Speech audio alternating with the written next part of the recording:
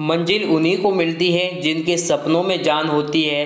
पंखों से कुछ नहीं होता, हौसलों से उड़ान होती है। स्वागत है आप सभी का आरबीएसई ऑनलाइन क्लास में। आज हम Rajasthan board 10th class Hindi 21 मार्च 2023 का संपूर्ण पेपर हल करवाने वाले हैं। ऐसा पेपर जो यहाँ पर काफ़ी इंपॉर्टेंट क्वेश्चंस रहने वाले हैं, यानी 21 मार्च 2023 पेपर के लिए जो इंपॉर्टेंट क्वेश्चंस रहने वाले हैं उन्हीं क्वेश्चंस को सॉल्व करवाने वाले। बहुत सारे स्टूडेंट के कमेंट आ रहे थे कि हिंदी भी के लिए जो भी इंपॉर्टेंट है वो हमें यहाँ पर बताइए। तो जो भी हिंदी पेपर के लिए जो भी इंपॉर्टेंट रहने वाले वही मैं यहाँ पर हम डिस्कस करेंगे क्वेश्चंस के बारे में, जो कि हुबहू आपको 21 मार्च 2023 के पेपर में मिलेगा।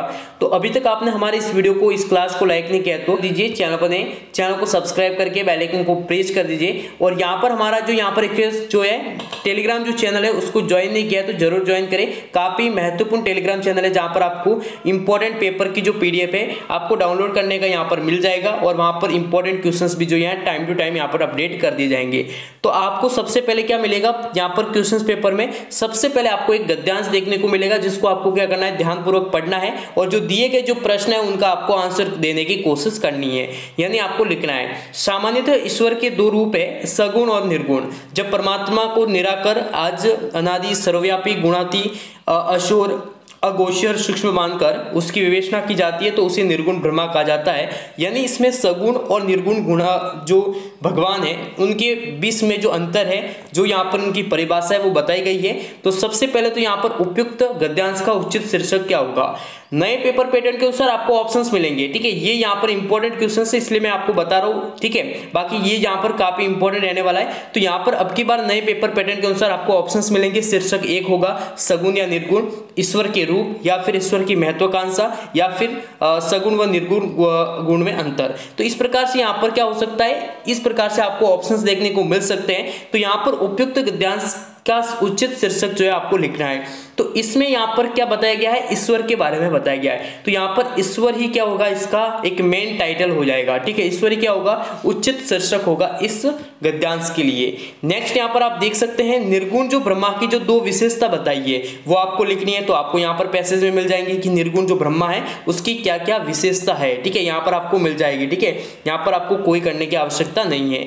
निर्गुण और सगुण कवियों में जो अंतर है वो आपको जो है वो यहाँ पर आपको मिल जाएगा कि सगुण जो कवि है वो किस प्रकार से होते हैं और निर्गुण जो कवि है वो किस प्रकार से होते हैं। हिंदी में आपको हैंड राइटिंग का विशेष तौर पर ध्यान रखना है।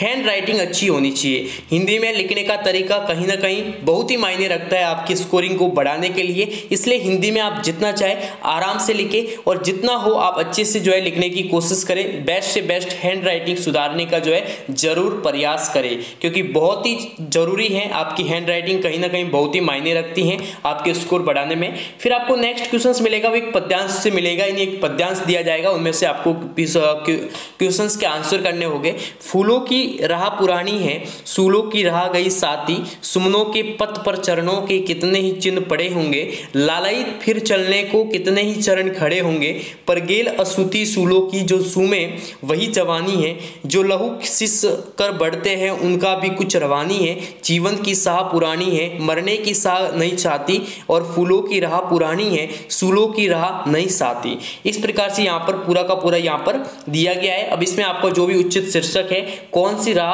असूती रह जाती है, कौन सी राह को नहीं माना गया है और क्यों माना गया है, इस प्रकार से यहाँ पर आपको जो है पद्यांश से भी क्वेश्चंस देखने को मिलेंगे। जो इंपॉर्टेंट है वही मैं इस वीडियो में, इस क्लास के दौरान आप सभी को क्वेश्चंस के आंसर बताने वाला हूँ। काफी इंपॉर्टेंट क्लास रहने वाली है आप सभी के लिए। 21 मार्च 2023 पेपर के लिए रामबाण प्रश्न इस क्लास में आप सभी के साथ डिस्कस करने वाला हूँ। जिंदगी में जो भी हासिल करना है उसे वक्त पर हासिल करो, क्योंकि जिंदगी मौके कम देती है, ठीक है। क्योंकि सबक ज्यादा देती है और मौके कम देती है। यानी जो भी आपको मिल रहा है, जो जहां से आपको पढ़ने का मौका मिल रहा है, अब उससे आप उस मौके को जो है यहाँ पर छोड़ना नहीं है, उस मौकों को क्या करना है, एक्सेप्ट करना है, ठीक है। तो यहाँ पर आप देख सकते हैं अब आपको निबंध, तो निबंध लिखने के लिए विशेष बातें ध्यान में रखना। निबंध किस प्रकार से लिखना है बहुत ही जरूरी है, क्योंकि आपको एक तो लिखने का तरीका जो है, बहुत सारे स्टूडेंट को आंसर आता है लेकिन आंसर लिखने का तरीका नहीं पता कि आंसर शीट में हम आंसर कैसे लिखेंगे, क्योंकि लिखने का तरीका मैंने आपको बार बार मैं कह रहा हूँ, लिखने का तरीका कहीं ना कहीं हिंदी विषय में स्कोरिंग बढ़ाने के लिए काफी इंपॉर्टेंस रखता है। ठीक है, तो यहाँ पर आपका सामने यहाँ पर आप देख सकते हैं इंटरनेट वरदान या अभिशाप। अब यहाँ पर आपको पॉइंट दिए जाएंगे, सबसे पहले आपको प्रस्तावना लिखनी है, फिर आपको इंटरनेट के विविध क्षेत्र लिखने हैं, इंटरनेट के सकारात्मक व नकारात्मक प्रभाव लिखने हैं, फिर आपको लिखना है लास्ट में उपसंहार। बहुत सारे स्टूडेंट गलती करें, उपसंहार को भूल जाते हैं और इन पॉइंट्स को न लिखकर दूसरे अपने मन से पॉइंट बनाते हैं, यानी मन घड़त पॉइंट आप बनाते हैं। तो ऐसा नहीं करना है, जो आपको पॉइंट दिया गया है वही आपको बनाना है। ठीक है, जो यहाँ पर दिया गया, अब की बार जो आ सकता है वो बजट पर आ सकता है कि बजट जो राजस्थान का बजट घोषित किया गया है उस पर निबंध आ सकता है, महाबीमारी पर आ सकता है, इंटरनेट पर आ सकता है। ये जो इंपॉर्टेंट है प्रदूषण को लेकर, जिसमें वायु प्रदूषण, पर्यावरण प्रदूषण, ध्वनि प्रदूषण, इसको लेकर एक निबंध आ सकता है। बेटी बचाओ बेटी पढ़ाओ, जिसमें साक्षरता को लेकर एक निबंध पूछा जा सकता है। तो ऐसे ऐसे कुछ इंपॉर्टेंट जो यहाँ पर निबंध रहने वाले हैं उनको मैं यहाँ पर सॉर्ट आउट करवाता जाऊंगा। लिखने का तरीका इस प्रकार से रखना है, यहाँ पर इस प्रकार से आपके सामने एक आंसर शीट होगी आपके बोर्ड एग्जाम में पेपर में। सीक्वेंस नंबर का विशेष ध्यान रखना, जो आप क्वेश्चंस कर रहे हैं, जैसे निबंध का जो क्वेश्चन नंबर 2 है, तो अब आपको यहाँ पर कुछ नहीं लिखना है। अब प्रस्तावना वगैरह इस हाशिए में आपको नहीं लिखनी है, जो भी आप लिखो तो यहाँ पर पॉइंट बनाना है। जैसे पहला पॉइंट बनाया प्रस्तावना की, ये तो आपकी हो जाएगी प्रस्तावना। ठीक है, फिर आप बनाओगे दूसरा पॉइंट है कि इंटरनेट की क्या क्या उपयोगिता है, फिर आप लास्ट में बनाओगे कि क्या क्या इसका उपचार है। आपको यहाँ पर नहीं जाना है, यहाँ पर किसी भी प्रकार का आपको यहाँ पर सिर्फ और सिर्फ क्वेश्चन नंबर लिखना है। जो हाशिया जो है इस प्रकार की आंसर शीट होती है उसमें यहाँ पर सिर्फ और सिर्फ क्वेश्चन नंबर लिखना है, उसके अलावा किसी भी प्रकार का आपको मार्क नहीं करना है। तो ये पूरा का पूरा निबंध को लेकर कुछ यहाँ पर इंस्ट्रक्शंस थे। बाकी यहाँ पर क्वेश्चंस पूछे जाएंगे, बहुत ही पाठ्य पुस्तक के काफी महत्वपूर्ण जो प्रश्न होंगे, जो मैं यहाँ पर इस वीडियो में बताऊंगा कौन कौन से इंपॉर्टेंट रहने वाले हैं। तो यहाँ पर आप देख सकते हैं, सबसे पहले तो यहाँ पर आपको जो है यहाँ पर पत्र लेखन, ठीक है, स्वयं को देवास निवासी पुस्तक विक्रेता मानते हुए मोहन राघव प्रकाशन नई दिल्ली से कुछ पुस्तकें मंगवाने हैं, तो क्या लिखना है, आपको पत्र लिखना है। तो पत्र, जितने भी पत्र हैं, चाहे वो औपचारिक पत्र लिखने का तरीका हो, अनौपचारिक पत्र लिखने का तरीका हो, या फिर आपको कुछ निविदा लिखने का तरीका हो, ये सब आपको इसका जो स्ट्रक्चर है वो आपको अच्छे से पता होना चाहिए। कहाँ पर तिथि लिखी जाती है, कहाँ पर जो संबोधन लिखा जाता है, अच्छी तरह से आपको पता होना चाहिए। स्वयं को जिलाधीश गया मानते हुए, अध्यक्ष मानते हुए अपने जिले के समस्त राजकीय गैर राजकीय विद्यालयों के संस्था प्रधान को एक पत्र लिखना है, जिसमें अपने विद्यालय में गांधी जी की 150वीं जयंती को मनाने के आदेश जारी करने। तो यहाँ पर आपको क्या करना होगा, एक आदेश, ठीक है, आपको एक एडवर्टाइजमेंट या फिर आदेश जो है यहाँ पर जारी करने के लिए आपको पत्र लिखना होगा। तो इसका भी आप विशेष ध्यान रखेंगे, अच्छे से आपको पत्र लेखन करना होगा, काफी इंपॉर्टेंट है, क्योंकि यहाँ पर 2 नंबर है। कितने नंबर का आपके लिए, 2 नंबर का है। 1 नंबर तो उसके स्ट्रक्चर का है और 1 नंबर आपका जो भी डिस्क्रिप्शन होगा उसके लिए डिवाइड किया गया है। बाकी यहाँ पर देख सकते हैं, अब ग्रामर का जो टॉपिक है वो यहाँ पर आप देख सकते हैं। विशेषण की परिभाषा देते हुए विशेषण के कोई 2 रूप लिखिए, यानी विशेषण के कौन कौन से प्रकार है, विशेषण के कितने प्रकार है। तो विशेषण और यहाँ पर इसका जो परिभाषा, जैसे संख्या व सर्वनाम की विशेषता बताने वाले शब्दों को यहाँ पर विशेषण कहते हैं। तो यहाँ पर विशेषण के कौन कौन से रूप, बहुत सारे गुणवाचक होते हैं, बहुत सारे ऐसे ऐसे विशेषण हैं, तो उनको आपको यहाँ पर अच्छे से डिस्क्राइब करना है। नेक्स्ट यहाँ पर आप देख सकते हैं प्रशांत खेल रहा है, एक आपको वाक्य दिया गया है। अब सबसे पहले इसमें कौन सा कारक है, कारक कौन सा है, ठीक है, काल कौन सा है, ठीक है, जो 3 प्रकार के काल है उनमें से कौन सा काल है, और वाष्य कौन सा है, ठीक है, कृत वाष्य है या क्रीम वाष्य है, कौन सा वाष्य है।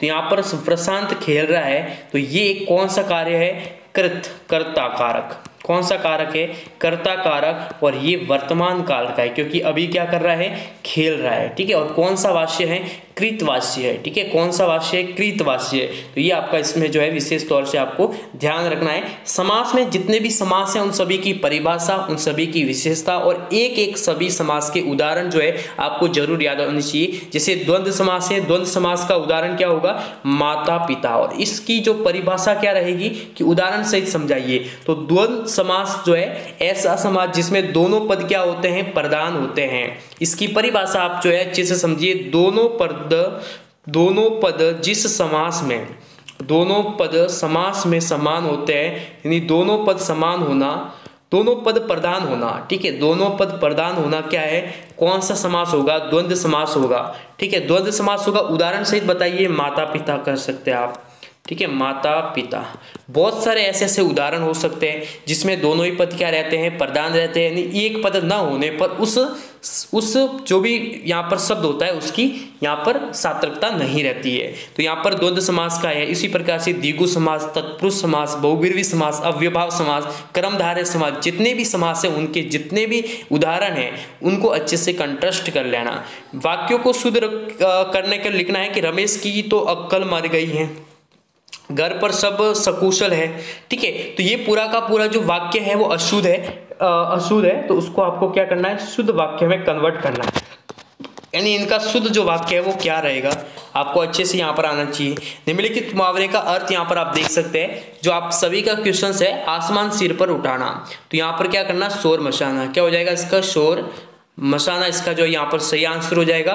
ओखली में सिर देना, ठीक है, ओखली में सिर देना यानी जानबूझकर मुसीबत को गले लगाना, इसका जो यहाँ पर क्या हो जाएगा, अर्थ हो जाएगा। ऐसे ऐसे इंपॉर्टेंट क्वेश्चंस है। छोटा मुंह बड़ी बात यानी कम, ठीक है, यहाँ पर हिम्मत कम है लेकिन कर बहुत कुछ रहे, या फिर छोटी मुंह बड़ी बात, औकात से बाहर बात करना, ठीक है, ऐसा हो सकता है, इसका यहाँ पर लोकोक्ति का अर्थ हो सकता है।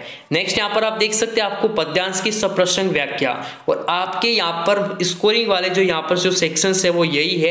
एक तो आपको सबसे ज्यादा पद्यांश पर, ठीक है, पद्यांश और गद्यांश, इनके यहाँ पर जो भी आपके आएंगे वो आपको ध्यान रखना है। अब इनकी ही व्याख्या पर ज्यादा ध्यान देना है। यहाँ पर आपको कुछ नहीं करना है, सबसे पहले आपको लिखना है प्रसंग, क्या लिखना है, आपको प्रसंग लिखना है, उसके बाद आपको करना है व्याख्या करनी है, और उसके बाद आपको क्या लिखना है, विशेष लिखना है। तो ये बहुत ही सिंपल एक सा स्ट्रक्चर है और बहुत ही सिंपल सा यहाँ पर एक हो जाएगा और आप अच्छे से करेंगे। जैसे यहाँ पर आप देख सकते हैं, मेरे जीवन का ये है सब सर्वप्रथम शरण, इसमें कहाँ मृत्यु और जीवन ही जीवन, अभी पड़ा है आगे सारा जीवन, स्वर्ण किरण कलोलों पर बहता रे बालक मन, मेरे ही अविकसित राग से विकसित होगा बंधु दिग्दंत, अभी न होगा मेरा अंत, यानी अभी न होगा मेरा अंत। तो इसके बारे में आपको अच्छे से व्याख्या करनी है। प्रसंग में कौन से यहाँ पर कविता है, इस कविता के कौन कवि है, और उन कवि के बारे में कुछ, और इस कवि से इससे क्या क्या यहाँ पर पता चलता है, क्या क्या यहाँ पर हो रहा है, इससे क्या क्या मतलब शिक्षा मिल रही है। गद्यांश की भी इसी प्रकार से, किस पाठ्य पुस्तक के कौन से पाठ के कौन से लेखक के द्वारा यहाँ पर ये किया गया है, ठीक है, इस प्रकार से। नेक्स्ट यहाँ पर आप देख सकते हैं, कन्यादान जो कविता है उसमें स्त्री के जीवन की ऋतुराज की गहरी जो संवेदना है वो अभिव्यक्त हुई है, उसमें उसके अपने शब्दों में लिखना है। ऐसे प्रश्न पूछे जाएंगे हिंदी में, जो पाठ्य पुस्तक के जो प्रश्न है उनके पूछने का तरीका क्या रहेगा उसका मैं आप सभी को बता दूं। 4 से 5 क्वेश्चन ऐसे होंगे जो कि मूल संवेदना को लेकर होंगे। कैसे होंगे, मूल संवेदना वाले ऐसे क्वेश्चंस होते हैं जो यहाँ पर पाठ्य की जो पाठ है उसकी मूल संवेदना व्यक्त होती है, वो क्वेश्चंस होते हैं मूल। हो चुका आगाज रण का, अब युग बदलने की तैयारी, जीत उसी की होगी जिसका रण है भारी, यानी जिसका संघर्ष है भारी उसी की जीत होगी। अब यहाँ पर हम नेक्स्ट बढ़ेंगे, तो यहाँ पर हम बात कर रहे थे मूल भाव के बारे में, यानी ऐसे क्वेश्चन ज्यादा पूछे जाएंगे जिसमें पाठ के यहाँ पर मूल भाव बताए जाएंगे, यहाँ पर बताने होंगे। तो सुभद्रा कुमारी चौहान द्वारा जो रचित जो झांसी की रानी है उस कविता का जो मूल भाव है वो अपने शब्दों में लिखना है। यानी आपको यहाँ पर आंसर को कोई रटने की आवश्यकता नहीं है, आप अपने शब्दों में आंसर को कर सकते, बस आपको समझ में वो जो लेसन है, जैसे कन्यादान वाला से आपको क्या शिक्षा मिलती है, यदि आपको ये पूरी की पूरी कहानी पता है तो आप उससे निष्कर्ष निकाल के आप आसानी से अपने शब्दों में उसकी जो संवेदना है उसकी अभिव्यक्ति कर सकते हैं, बिल्कुल ही जो है सिंपल है। तो इसी प्रकार से यहाँ पर आप देख सकते हैं, संत दादू दयाल के जीवन चरित्र जो है उस पर टिप्पणी लिखने को पूछा जा सकता है। ईदगाह मुंशी प्रेमचंद की बाल मनोविज्ञान को चरितार्थ करने वाली एक प्रतिनिधि कहानी है, उदाहरण सहित स्पष्ट कीजिए वो कैसे है, इसको आपको लिखना होगा। इसी प्रकार से यहाँ पर आप देख सकते हैं, कोई 2-3 पंक्ति दी जाएंगी, उसका आपको हिंदी अर्थ करना होगा। सागरमल गोपा को बंदी क्यों बनाया गया, अमर शहीद पाठ के आधार पर आपको लिखना है उसको क्यों बंदी बनाया जाता है, ठीक है। रामधारी सिंह दिनकर ने ईर्ष्या से बचने का क्या उपाय बताया है, मानव शरीर के विषय में लोक संत जो पीपा के क्या विचार थे। इस प्रकार से यहाँ पर आप देख सकते हैं बहुत ही इंपॉर्टेंट जो क्वेश्चन है वो यहाँ पर दिए गए। हामिद ने मेले से क्या खरीदा और इसकी क्या कीमत थी, थी, यानी उसने जो यहाँ पर सिमटा खरीदा था तो उसकी जो कीमत थी वो क्या थी। अब उसके सिमटा खरीदने की जो यहाँ पर पीछे का क्या मूल भाव क्या था, ये भी आपको यहाँ पर पूछा जा सकता है। ऐसे क्वेश्चंस आपको ज्यादातर यहाँ पर पूछे जाएंगे। बाकी रचनाकार या फिर आपको लेखक का जो है यहाँ पर परिचय जरूर पूछा जाएगा। तो ऐसे क्वेश्चंस आपको 100% जो है यहाँ पर मिलने वाले हैं आपको 21 मार्च 2023 के पेपर में। बाकी आपको नेक्स्ट और भी जो है यहाँ पर ऑनलाइन यहाँ पर क्लास मिलती रहेगी हमारे चैनल के माध्यम से, इसलिए वीडियो को लाइक कर दीजिए। चैनल पर नहीं तो चैनल को सब्सक्राइब करके बेल आइकन को प्रेस कर दीजिए।